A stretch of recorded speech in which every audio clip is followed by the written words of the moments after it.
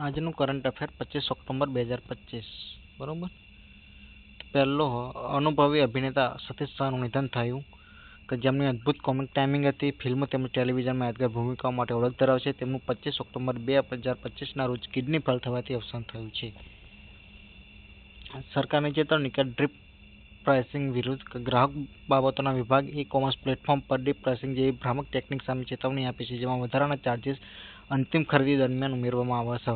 કે જે આપણે વધારાના ચાર્જિસ ઉમેરી દે ઓનલાઈન ખરીદી કરીએ એટલે કે આટલા ચાર્જિસ થશે, એ કિંમત વધી જાય એ માટે સરકારે ચેતવણી આપી છે.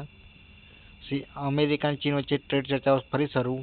યુએસ અને ચીનના અગ્રણી આર્થિક અધિકારીઓ કુલાલામપુર બેઠક યોજી અને 155% ટેરિફના ખતરા વચ્ચે વેપાર વિવાદમાં રાહત લાવવાનો પ્રયાસ કર્યો છે.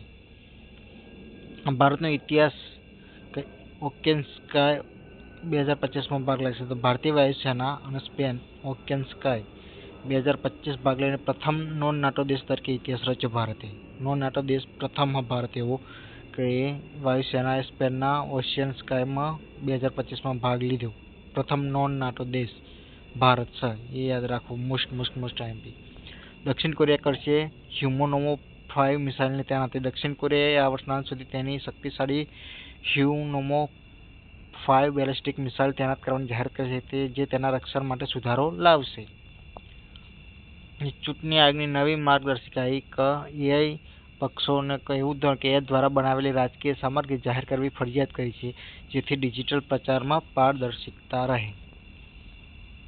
પછી ભારત વિશ્વના ટોપ 10 ફોરેસ્ટ કાર્બનિક સિંક દેશોમાં આવી ગયું કે એફઓએના અહેવાલ મુજબ ભારત વિશ્વના ટોપ 10 દેશોમાં સામેલ છે, પોતાના જંગલો દ્વારા કાર્બન સિક્વેસ્ટ્રેશનમાં મહત્વપૂર્ણ યોગદાન આપે છે.